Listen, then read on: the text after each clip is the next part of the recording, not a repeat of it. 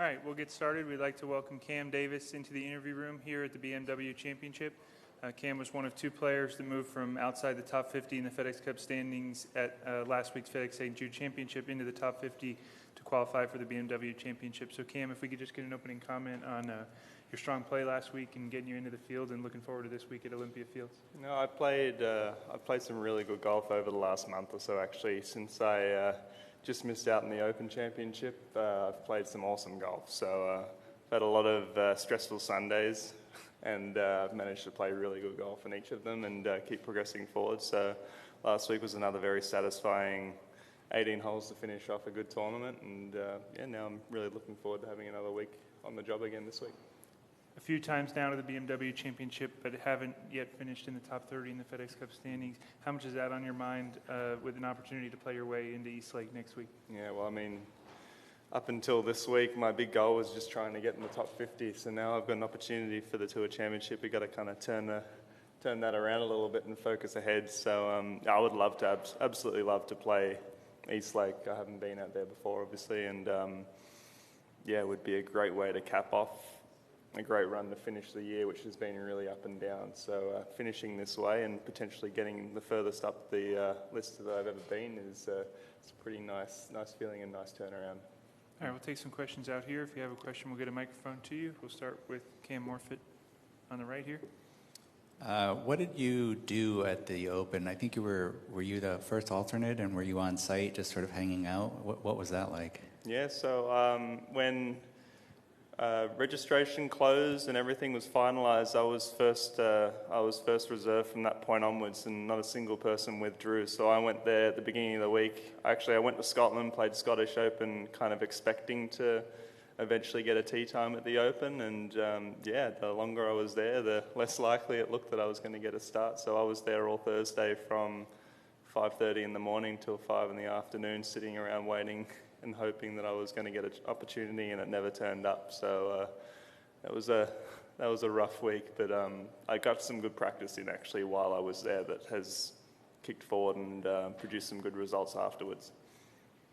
And then I was thinking about your playoff victory over Troy Merritt at the Rocket, and obviously you knew exactly what you had to do. Your back was sort of against the wall, and it's either sort of do or die. The last couple of weeks have been your back up against the wall, sort of do or die. Do you feel like you're proving something to yourself, that you respond well in those types of situations?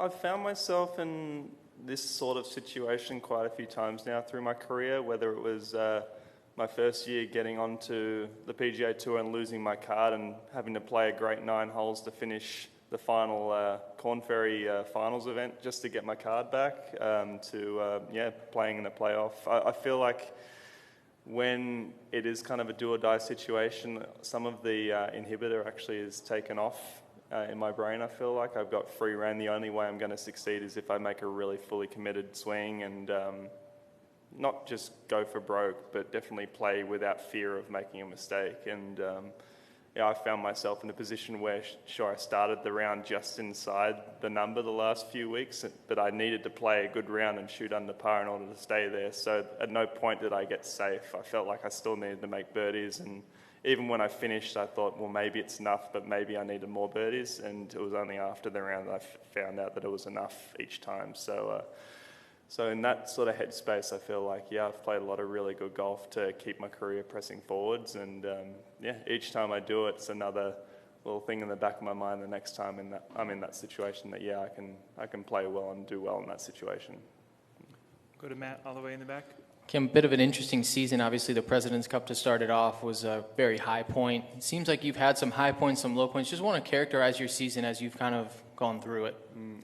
This year's probably been the most up and down season I've had. I had some really low points early this year. I was unwell for a couple of months, it felt like, and I tried to play through sort of low energy and lack of focus, and that led to like 5 or 6 miscuts in a row, which is a really great way to start the year with no confidence whatsoever. So to kind of come out of that with a couple of really good finishes in big events. I had my best finish in a major this year. I had my best finish in the Players' Championship as well by a long way.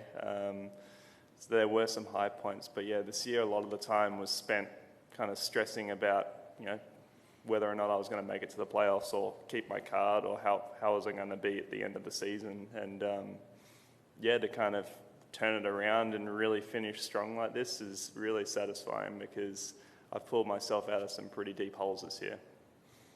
And kind of a curveball here, crazy hot week in Memphis last week. When you have days like that, what are you eating, drinking? What are you doing on the course to keep yourself sustained through the day?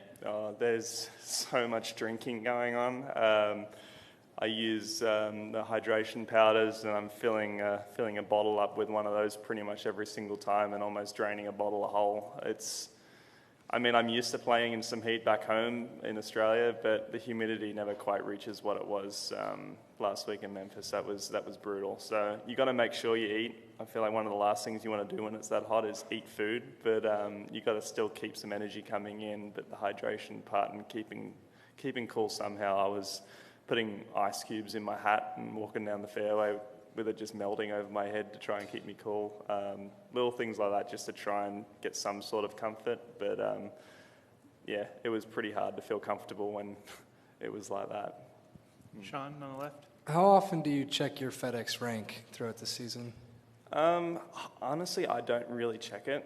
I always have a feeling, and every now and then I look at a leaderboard and it pops up where you're standing, and then I'll know, but I don't actively go searching for it. I think towards the end of the year, you become more aware of it because there are more social media posts and more people talking about it, so you can't really avoid knowing. But I would say for the most part of the year, I'm just going to every tournament trying to win and not really keeping too much of a track on where I stand and everything. Why don't you check it more? I feel like it's an extra element that up until the end of the year, I feel like it hurts more than helps knowing. Even if you win earlier in the year, you still need to play a lot of great golf to maintain your standing and keep improving. And I feel like anything extra on top of just the things you can control and the things you're trying to do week in, week out to play well is just not really needed as something to clutter up the mind. So obviously it's extremely important to be in the right position on that list. But in terms of thinking about it from day one each season, for me, I don't feel like it helps. I've played with it on the back of my mind the first couple of seasons I was out here, and I don't feel like it really helped me at all. It just created more pressure each week. So I feel like I've gotten to the point where I'm starting to figure out what works and what doesn't when it comes to what I think about. Mark? Cam, I have a couple. You mentioned that you played here in the 2015 US Amateur. What was that experience like for you that week? What do you recall of it, and how different is the golf course now in your eyes after seeing it these last few days? All the holes are coming back to me. It was a while ago now. It's hard to believe that 2015 was 8 years ago, but that was my first US Amateur, I believe, and it was the first time I played a golf course set up like a US Open on a proper major championship layout, and I just remember it being brutal. It was definitely a lot drier and a lot firmer when we played that week. Obviously, we've had some rain. It's a little bit more lush and green this time round. But in terms of the layout, every time I'm playing a hole out here now for the first time, again, it comes back to me, not necessarily how I played it last time, but just the visual of the hole. I can remember it. There's some easy to remember ones out here. But I feel like I'm a much different player now, and I honestly don't actually remember how I played the golf course back then, other than it wasn't very good. So I think I've made a few improvements in my game since then now. So it'll be nice to attack this golf course again 8 years of experience later. And secondly, with your finish now in the top 50 and being exempt for all the signature events, and how will that affect you schedule-wise in being able to possibly get back to Australia and play? And is that an intention for you, given the situation you'll be in for 24? It's nice to have, obviously, the rest of this season I can take a little bit more time off. That's always something that's been difficult to do throughout the years since I've been on the PGA Tour. I haven't really had an off season. There's no period of time to work on your body, work on your swing. It feels like you always have to be ready to compete pretty much throughout the entire year. Then it just turns around again and starts up straight again, especially if you do go back to Australia and play the tournaments back home. I always want to come back every year and play in Australia. I will do that again this year. But in terms of being in the top 50 after this season and all of a sudden having all the designated events next year, it's just nice to have a bit of a plan going forward, knowing that all these big tournaments are already a part of your schedule. It's a little bit easier to kind of plan where you're going to be throughout the year. So that's going to be a nice change for me. Kevin?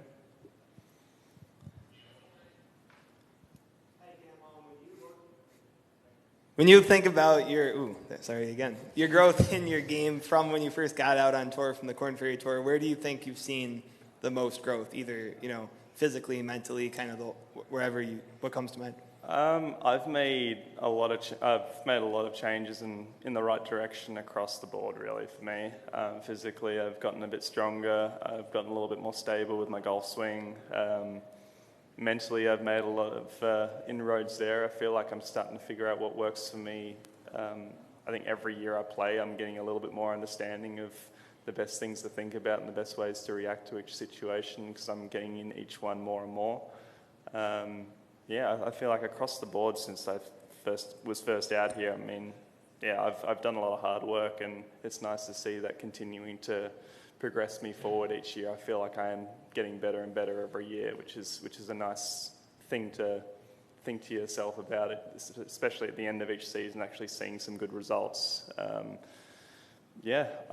Also it's just nice having won a tournament, having been in contention a lot, having been in contention in a major now, and the players, these are all little things I can think about. That yes, next time I'm in a situation, I know what I did to get close. Now we can try and progress forward and make a win. So, staying positive and getting through some low points throughout each year and still coming out the other side a better golfer is something that I pride myself on and want to keep continuing forward, and I have done that since I turned pro. So.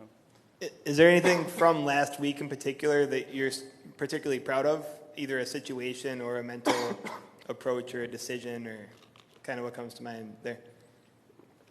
I think it was more the way I was able to just keep on doing what I was doing throughout the entire week and just keep my pedal to the metal for that last round, even though there was more pressure on it.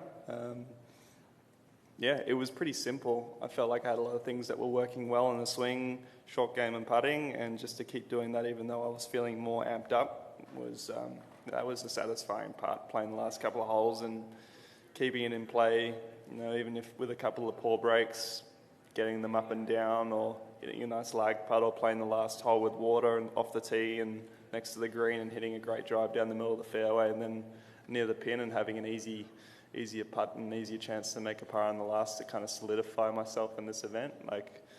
All of those are really good takeaways from last week, and the swing holds up under pressure nicely, so I'd like to see it do that again this week.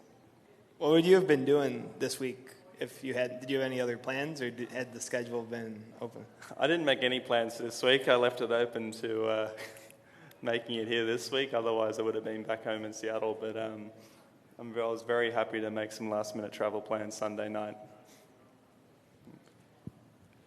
All right, Cam, I think those are all the questions we have.